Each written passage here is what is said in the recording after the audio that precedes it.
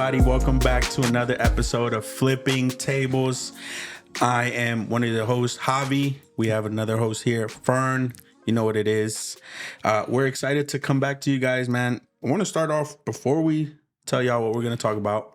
I want to announce, we have our youth conference, Agape 2024, October. Make sure you guys sign up. You guys don't want to miss it. It's going to be fun. It's exciting. I keep telling the youth, trying to get them pumped and make sure that they sign up, because I remember all those conferences that I did when I was growing up, and they impacted my life. Yeah. In one way, in a positive way. And so I think it's gonna do the same for them. So I'm excited, bro. Yeah, it's a lot of work, but I'm excited for it too. I've always been on the other side where I've always been serving, right? Okay. But which is kind of cool that you brought it up, because that kind of puts me on the topic of what we're going to be talking about, exactly. Right? Part of leadership, part of always being there in the background. Sometimes it's work that's unseen, because you normally just see the final product, right? So today we want to dive into what mentorship is, how to find a mentor, who to look for as a mentor. And just like the behind the scenes stuff at Agape, sometimes you don't see all the hard work that goes in the back. You only see the final product. Same thing goes with mentors. Mentors don't get the props that they deserve sometimes, but very important in life. Mm-hmm. Right? Yeah, exactly. So today we want to break down some differences of, a mentor and role models, right? Because they can kind of be similar, right? But there are differences. So, starting with the definition of a role model is someone who is worthy of imitation. Yep. So growing up, we all had role models, whether it was an athlete, whether it was maybe even like a family member, an uncle or a cousin that you wanted to be like. So it's someone who is worthy of imitation. So for me, personal, it was Kobe. Yep. I wanted to be like Kobe. I shoot my shots, my jumpers like Kobe, right? So, and even to the extent of like sometimes even tough love, right? He was hard on his teammates at times, and people were like, "Oh, he's a bad teammate," but he just wanted to win. And I can be the same way, you know what I mean? But I learned that from him, right? Versus a mentor is someone who teaches and guides someone else. Yeah. Right. So a role model doesn't necessarily teach you or take you anywhere. Yeah. Right. You're just kind of seeing them. You're imitating what they do, how they walk, how they talk. Versus a mentor is someone who's going to take the time to teach you and take you places. Yeah. Kind of like when you said a role model, right? I'll even throw a new one in there. We mentioned it briefly. Sometimes, especially nowadays that is very popular, influencers, right? People who only influence you, even if it's just the slightest influence, they're not necessarily role models, because it's not like you look up to them. It's not like you follow them. Sometimes you don't follow a certain someone, but they do certain things that you like. So for me, I wouldn't say a role model. You mentioned basketball, you mentioned Kobe. For me, I love watching Kobe, and I love his persona. I love the way he handled himself on and off the court. But someone who I really admired as well on the court was Dennis Rodman. Okay. So Dennis Rodman was not your biggest shooter. He wasn't a scoring machine, right? But he did all the dirty work. Yeah. You know what I'm saying? And you can attest to this. I love playing in the paint. I love rebounding. I love boxing out. I love playing defense, right? I'm not the type of person to just, let me sit in the corner and let me just shoot all the time. That's just not me. So the dirty work is what I liked. And I used to see that in him, and I'm like, that's how I want to play on the court. Yeah, the hustle. Doesn't mean that everything he was doing off the court was necessarily something that I wanted to model or even follow, right? So you do have folks who sometimes just influence certain things that you do because of the little flashes that you like. You have your role models that really you tend to dive into, and then you have your mentors. Yeah. So I'll let you dive into the mentor part. Yeah. So I think it's important to have a mentor, and if you don't, maybe you're like, I don't have one, to look for one. Yeah. Right. Because I don't know everyone's house situation, right? What it's like in their household. Do they have two parents? Do they live with just their mom, or they live with just their dad? Yep. And who's teaching them what, right? So it's important to make sure that you have a mentor. And when we say mentors, of course, we mean inside church, Yeah. godly men, right? If you're a guy, and godly women, if a woman, if you're a girl, right? And we were both talking, and in reality, yeah, we had some role models, but we didn't necessarily have a mentor, Yeah. right?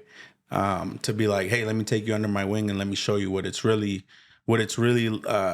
life is really supposed to be like. And this is what you do at church, and this is how you do your devotionals at home, and let's pray, and it's Yeah. not really that. So I think because of that, sometimes we learn the hard way, Facts. right? We have to fall down, scrape our knees and elbows every now and then to come out of that, right? And now I'm starting to see like the importance of having a mentor. Maybe I wouldn't have fell down some of those times and not had to get hurt or scrape myself, right? But it can be a little scary too, because we were talking about like it might you might have this kind of look as like, oh, you're weak, Yeah. or you soft, right? You have to go talk to so and so. You can't figure it out. Exactly. You couldn't put it together, So, and I'm, and it all depends on your personality too, because I'm a pretty like private person, reserved person. Yeah. So I don't necessarily like open up just to anybody. You know what I mean? Yeah. So, were there mentors? Of course, there were mentors. Did I look for one? I didn't. And even now at 30 years old, even now I have to, I'll reach out to someone and be like, hey, let me just pick your brain on this. Let me see what you think, right? Because they have more experience. They're older than me. And so, they give me maybe a different perspective that I didn't have. Yeah. And then I'm like, oh, okay. And it helps me make decisions, better decisions, really.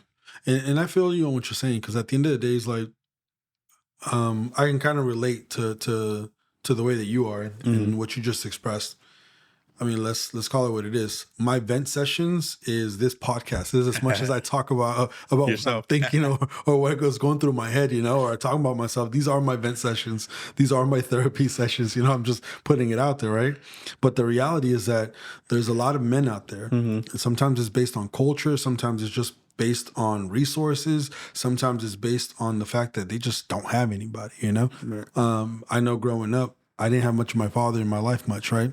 But I had uncles and I had family members. I had some of my coaches that influenced me in a big way. And if I can say, a lot of them helped mold me, my mentality, the way that I thought, the mindset that I carry, the hard work, the ethics, integrity, all that stuff came from different men. It didn't just come from one person. So sometimes we feel like, oh, well, I don't have a role model. No, well, someone's influencing you. You're following somebody's footsteps. Yeah. And the question is, whose footsteps are you following, and how much of it are you actually following? I want to say that when it comes to, let's call it what it is, when it comes to like being a father, I didn't have that, right? Being a provider, I saw that. I saw that in a lot of my uncles. I saw a lot of men that were in my life. Hard work ethics, being up early, all that stuff. I seen it. I worked through it. I was forced through it, So like a lot of that stuck because it stuck. There was no other way. It wasn't going to go nowhere. But when you start talking about your characteristics, that's where it's really important when you start to pick a mentor. Yeah. So that's going to take me to my next section here that I kind of want to dive into, and I kind of been wanting to talk a little bit more about this part. It's the characteristics that you want to look for in a mentor. And the first one that I have here is someone who's an expert or someone who has the experience. And what I have here says a mentor should have significant experience and expertise in the field or in the area that you're interested in. They should be knowledgeable about the industry, its trends, and its best practices, right? So kind of like what you said, when you're looking at Kobe, you're like, he's a baller. I want a ball. Yeah. Obviously, that's what you're looking at, right? You're looking for GOATs when it comes to it. But you're going to find GOATs in life in different parts of your life. You're going to find someone in school, someone who's killing it. You're going to find guys, oh, he has that riz, he knows how to get to the girls. You're going to find someone who always influences you at a certain different part of your life, But if we stop there, we can end up shooting ourselves in the foot. So you do want to find someone who has the experience and the expertise. Number two, it has to be someone who has good communication skills, right? They have to be able to communicate with you, give you very detailed instructions. and they have to be able to give you clear ideas of what you're looking to do. They have to be able to provide feedback, and they have to be able to listen to you. And more important, they have to be able to listen to all your concerns and all your questions, which we can go back to the whole talking, opening up thing later, right? But that's point number 2. The third one would be empathy and understanding. And that just means that the mentor that you choose has to be able to understand the challenges that you're going through, right? And all the goals that you have in life. They should be able to relate to all of the experiences that you're expressing, that you're putting out there, so that they can guide you, kind of like what you mentioned earlier. They have to be able to guide you, and they have to be able to help you maneuver certain situations or unique situations that you might be going through. Number 4 is patience. A mentor is going to pour into you. I'm not even going to go based on all the lines that are here, but the way that I've seen it, and this is just me, when you're mentoring someone, as a mentor, you want to be able to pour into someone who's actually receptive, who's taking in everything that you're giving them, right? But the mentor themselves have to be patient with the mentee, right, to be able to see the work go through. In our Christian lives, in church, we hear a lot about how sometimes, and we talked about it last podcast, where sometimes you plant a seed, but you can't just stare at the seed and watch it grow, because it's not going to do much, right? You have to allow time to sink into the ground. You have to let the water, you have to water it, let the seed grow, and it takes time for it to bear fruit, right? So as a mentor, you're looking for someone who has that patience to be able to do that, and who is willing to invest the time that you need to develop all of those skills. So you have to be able to achieve those goals. You're not going to achieve it from one day to the other. And that's part of, like, that, to me, I feel like that's one of the biggest and most important parts of being a mentor, is the fact that you have to be able to have that patience that is required to be able to really support the person you're looking for. Allow mistakes to happen too, because nobody's perfect, right? Yeah. So have that patience to allow people to mess up, make mistakes, and learn from it. Yeah, you have to give that allowance, right? Because if you're consistently thinking like, oh, I told you to do A and B, and they didn't do it perfect, like, are they like, okay, I'm done with you? That's not the mentor that you want. You want to make sure that you have that. And I thought it was really important that you said earlier that when you pick someone from church. It might make sense for spiritual growth, but if someone comes to me and says, hey, I want to be, I don't know, think of something, astronaut. I don't know nothing about no space. I don't know nothing about flying. I'm afraid of heights. Come on, man. Like, so like those two things aren't going to go together. But if you talk to me about scripture, I got you. You want to learn about scripture, I can teach you. You want to be discipled, I got you. Like, I got no problem with that, right? So it is important that you do find someone who's willing to teach you and willing to have all these attributes based on what you're looking for. Number 5 is someone who's supportive and encouraging. You have to look for someone who's always positive and motivating, right? Someone who is willing to inspire that confidence and encourage you at all given times, especially when you make those mistakes. Because if you did make a mistake and you didn't, he has to be able to say, I got no worry, bounce back, get back on your feet, you know? You mentioned earlier, like, sometimes we fall and we have the scrapes, the bruises, the bumps. But if someone's there to pick you up, and scripture is very straightforward with it, it says if 2 are walking together and one falls, it's easy for the other one to pick them up. But if you're all by yourself and you're on a walk and you fall, chances of you getting up are going to be a lot more difficult. They're going to be on you now. Yeah, exactly. So you don't want that. Number 6, I have integrity and honesty. A mentor should have a strong ethical foundation and provide honest, constructive feedback. They should be someone you can trust to offer genuine advice and maintain confidentiality. That goes on to say, like, if I don't feel comfortable to even open up to anybody, and then all of a sudden I'm going to pick someone to actually pour all my thoughts and my heart into, you better make sure it's someone who has integrity, someone who knows how to keep that to himself, and who's not just going to go around telling everybody. I feel like a lot of mistakes that I've seen in the past, especially with a lot of the youth that comes to us, it's like, oh, so-and-so stabbed me in the back. So-and-so lied on me. The other one's talking on my name. And it's like, how do you know? Like, you told everybody your story, so how do you know which one of them is the one who leaked it? You know what I'm saying? So I feel like sometimes we do have to learn to be reserved, and not just tell everybody your story. Not everybody cares. Let's call it what it is. You know what I'm saying? You might find people who care about you, and I think I've talked about this a lot, where there's people who love you and love you for who you are. There's people who only love the things that you love, and then there's people who just hate the things you hate. And if you're going around telling all three of them your secrets, well, one of them is bound to share those secrets. Right. You know, so that's also very important. Number 7, I think, is the toughest one: availability and accessibility. You have to be able to ensure that your mentor has the time and the willingness to meet with you on a regular basis and be available when you need guidance. A mentor's accessibility is crucial for a productive mentoring relationship. I find like this is the hardest one, especially even for someone like me, like in my position, right? Where I have 4 kids, a dog, and a wife at home all the time.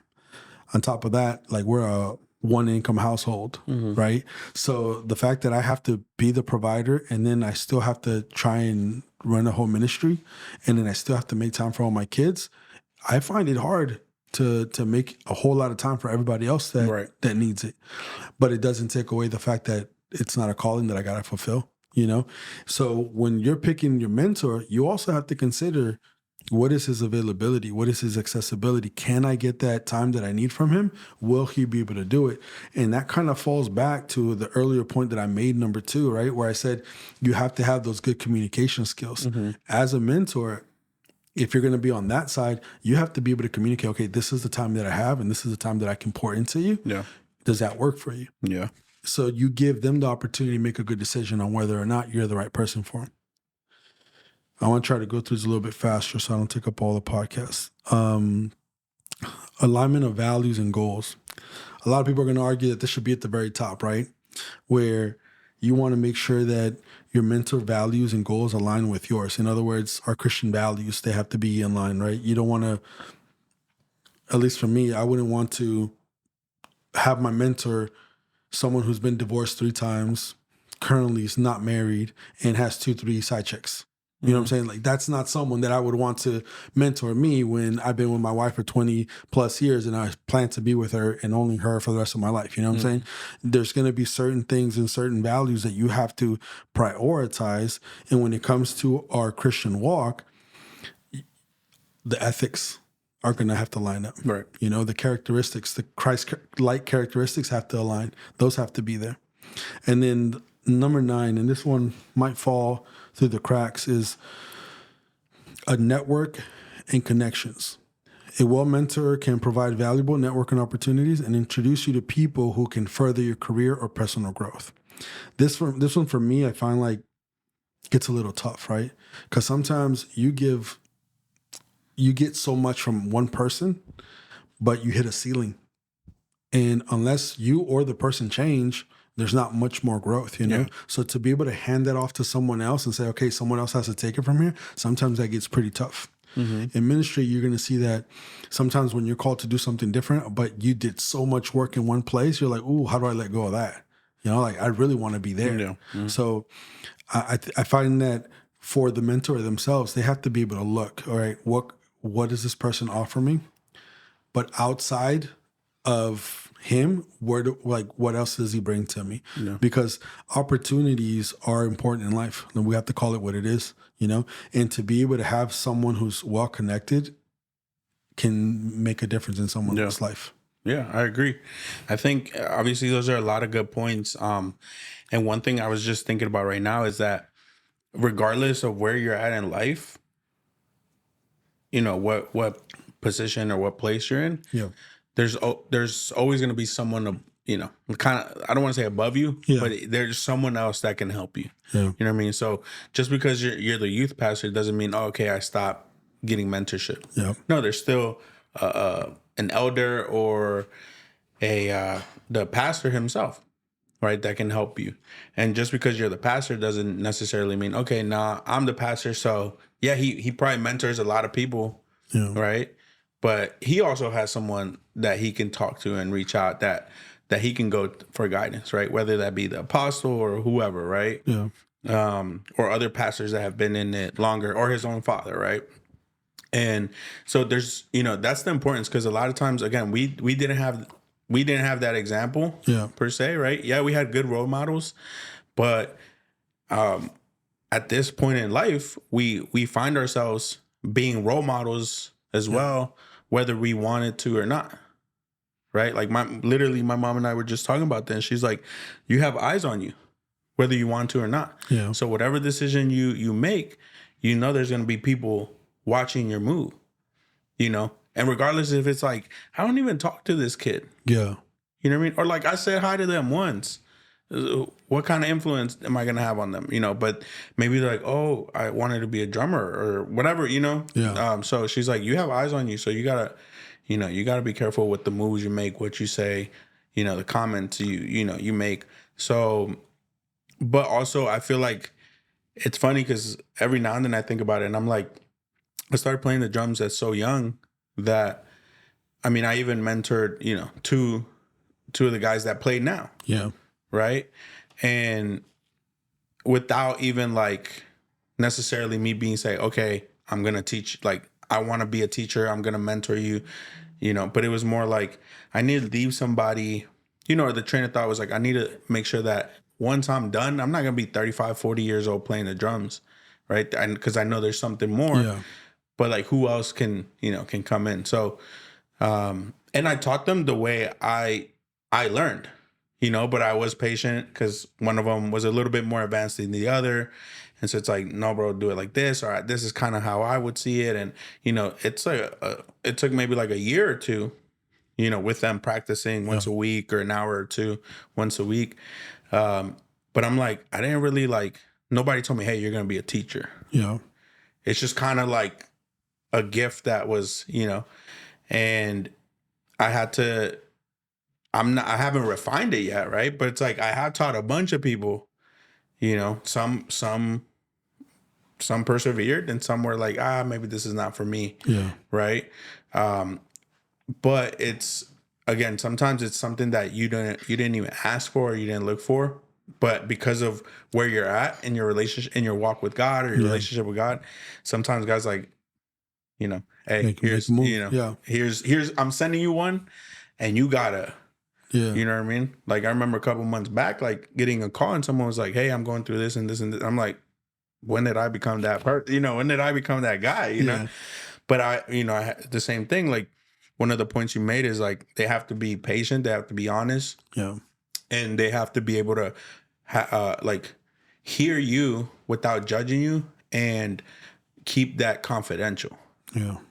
Because like you said, sometimes the mistakes that we make is we go and comment to our friend or we make a comment to someone and they go out and they might have not thought it was nothing serious. So they talk to everybody and and boom, boom, boom, boom, boom, boom. So you didn't pick the right mentor. Yeah. And so even in every decision, whether, you're at the high school level, getting ready to make a move to college or universities, like understanding whether it's the right move for you to go out of state. Yeah. Or, even do I go into student loans? Do I stay home and go to community college? I'm in between these two careers. Which one should I pick? Just every decision, like there's someone that has been through it that can help you. Yeah. You're not going to come to me asking me for college. Exactly. You know what I'm saying? Like, because that's not my thing. Exactly. Not that I wouldn't want to help somebody do it. It's just like, I don't have the expertise. And that's what we talked about earlier. Right. And I feel like a lot of it has to do with the fact that sometimes you are not taught, you're not mentored. So you cannot go out and be the best mentor yourself because you don't know what it's like to be a mentor or to be a mentee. So I guess before I get all complicated on this, the point I'm trying to make is that you have to have a role model and you can learn something. And that can get you to the point where you can be a good role model, But for you to be a good mentor, it's either something's got to give. Either you're going to have to pour your heart into learning how to mentor others and then give a lot of your time to mentor Yeah. and get good at it, or two, the mentee is going to have to be asking you consistently for your time, Yeah. and you're going to have to give into it so that you can learn from the mentee how to mentor them, if that makes any sense. Yeah. So like, I feel like a lot of times, kind of like what you said right now, sometimes we fall into that, and we don't even understand it. I've had it where I've had a lot of young guys who have come up to me and said, "Oh, you know what? You influenced me on this, this, and this," and I'm like, "It's a win."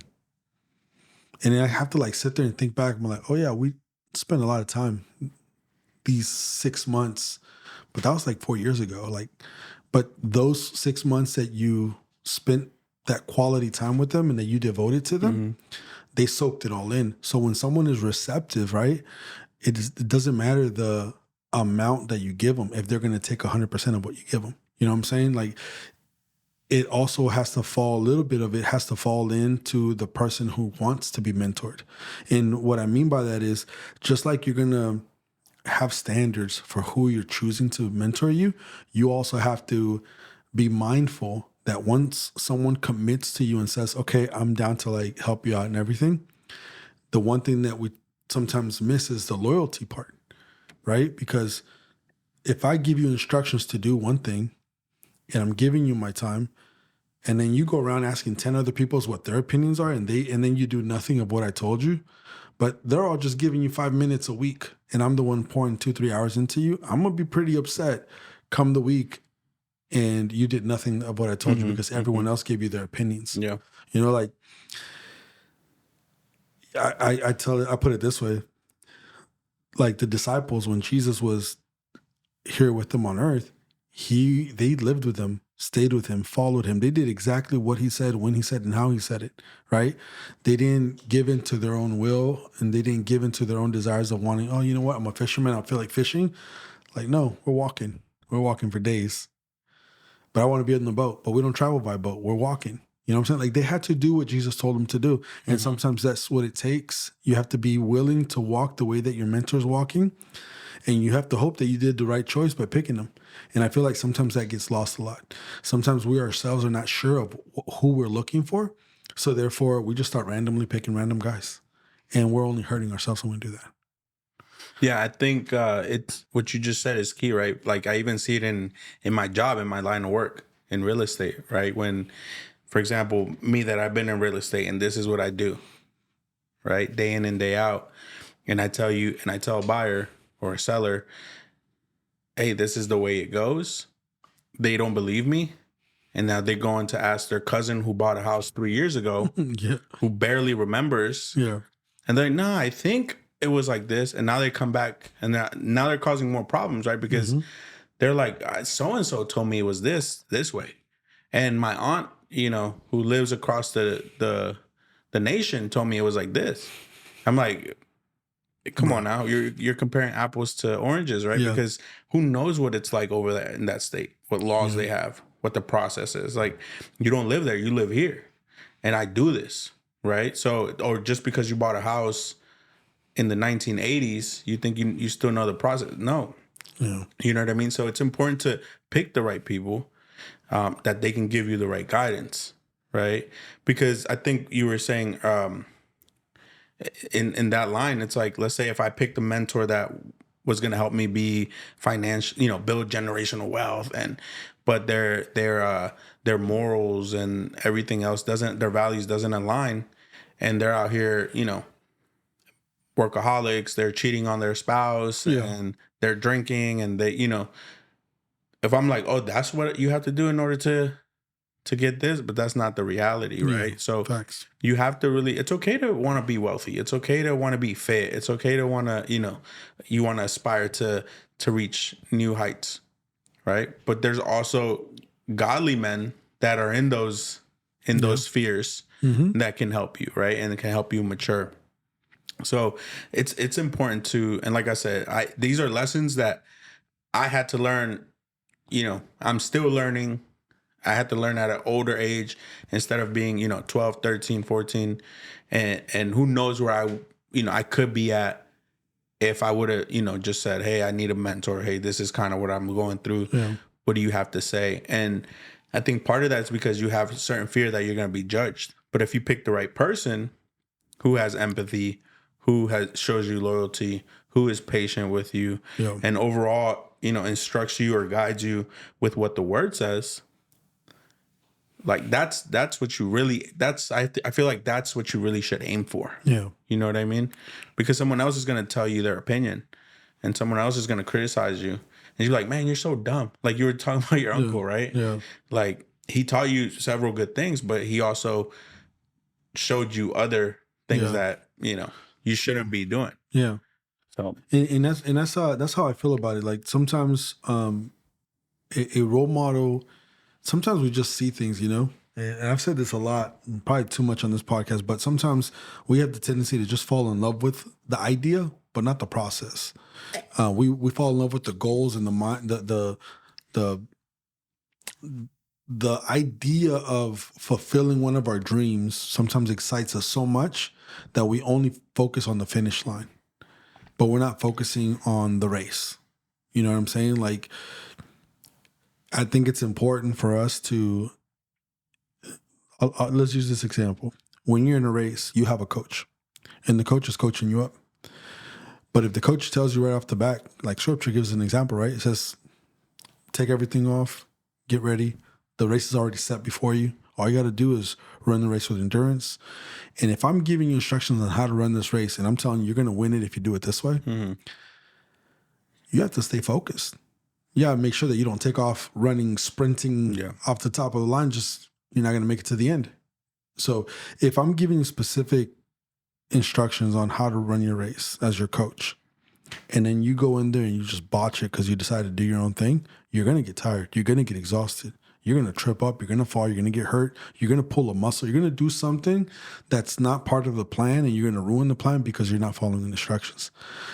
Sometimes when all you care about is just getting to the finish line, that's when you tend to get lost. That's when you tend to get hurt. And then when you're hurt, all of a sudden you want to blame the coach. You want to blame everybody but yourself. So I feel like, I know today was really about finding a mentor, but I feel like it's really not just finding the right mentor. It's making sure you want to be mentored, and then setting up your goals, knowing what you want, and then looking for the right mentor. Exactly. So there's like steps to it. In Scripture, we find a lot of good examples, but we also have a couple of not so good examples, right? So we have Paul and Timothy in the Bible, and the relationship that they built together, to the point where Paul's writing letters to churches, but he writes letters to Timothy. Yeah. And I'm not sure how many folks got their own letters written to them. But I will tell you this, that the fact that Paul would think about him and would share and pour into him with guidance, giving him the support, sharing his wisdom with him, and more than anything, he made sure that Timothy was rooted in his faith. You know what I'm saying? So you see good examples like that, and that's not the only one, right? You also see Moses had his Joshua. Elijah had his Elisha.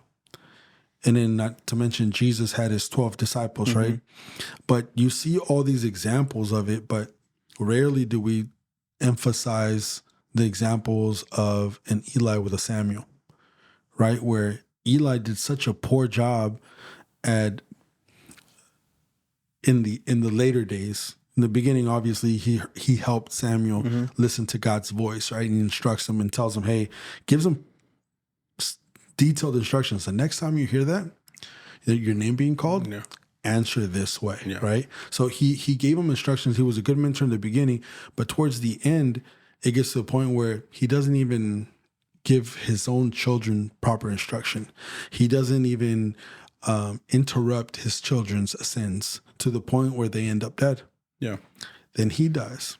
And then you go on to read the scripture and you look it up. It shows that even Samuel wasn't able to instruct his children very well, right? So the things that you mentor, when we choose to be mentors, or when we are given the opportunity, or we're just given the responsibility to be a mentor, you have to take it a bit serious. Know that whether it's direct or indirectly, the actions that you take do carry on to the next person and the person afterwards. You know what I'm saying? So especially like as a father, you know, I have to take that mentorship or that role model. I have to take that title with a very serious approach, if you will, because any of my sins do affect the next 4 generations, right? So things like that, I take it very serious. But the things that I do well, all those blessings will affect a lot more than just 4 generations, you know? So we take that into consideration when we're doing it. But when we're talking about children, I feel like you can also build that same type of love and relationship with your mentees, that we do have to consider that as well. Yeah. And to kind of wrap it up, I want to leave you guys with the scripture that's in Proverbs 11:14. And this is the amplified version. And it says, where there is no wise or intelligent guidance, the people fall. And it says, and go off course like a ship without a helm. But in the abundance of wise and godly counselors, there is victory. Yeah.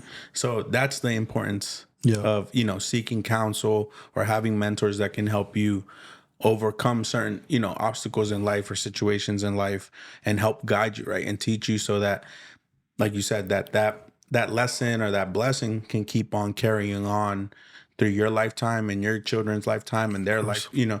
So that's I mean, and this is from the Bible. Yeah. And the important thing is, like, I guess the number one thing you want to take away from this podcast today is that it's important for you to start praying for your mentors, right? It's a priority in your life to make sure that you're seeking good counsel, wise counsel, and in return to give others the same mercy. The mercy that's being dealt to us is the same type of mercy we want to extend to others, right? So it's one thing to encourage everyone to seek counsel. It's also encouraging those listeners who do have experience, who do have the expertise, to want to give that counsel, right? So I encourage all of our listeners, like, if you're at an age where you need counseling and you need someone to mentor you, it's important that you start praying and looking for someone to do it. Yeah. And for those who are listening who feel like they're in a position where they can help and they can guide and they can pour into others, then it's important to start praying for God to give you the opportunity to do it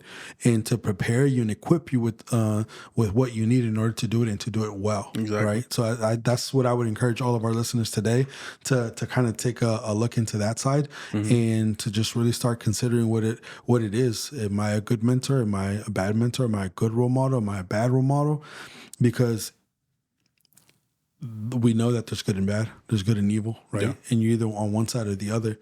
But more importantly, sometimes not doing anything can be just as bad as doing Yeah, because I mean, like, you know, sometimes maybe I don't have a specific comment, but it's like comments that I've heard where it's you know, you sit back and you're like, oh, look at this generation, you know, but it's kind of like, well, what are you doing to change that? What are you doing to affect that? You know, are you stepping up to teach them something, you know, teach them good skills or whatever? Or are you just going to sit back and be like, you know, we're screwed now. This is what's next, you know, the future leaders. Exactly. And it's like, so like you said, if you don't step up and actually do something about it, it's just as bad as the people that are actually teaching. And chances of us affecting the whole world today are going to be slim to none, you know. But if we can affect the ones that are immediately around us, if it's just our community, if it's just our loved ones, if it's just our church, if it's just our members, then that's a heck of a start. Exactly. Yeah. Exactly. So with that being said, man, we appreciate you guys tuning in with us and always keeping us accountable to make sure that we're doing on our toes. On our toes. Yeah. So we appreciate you guys. Stay tuned to the next episodes that are coming. Hopefully some good content, some exciting guests and things like that. So don't forget to like, comment, and subscribe and share it with all your friends. Yep. And hit that notification button if you haven't already done so you guys get, you know, hits when we drop new content. Yes, sir.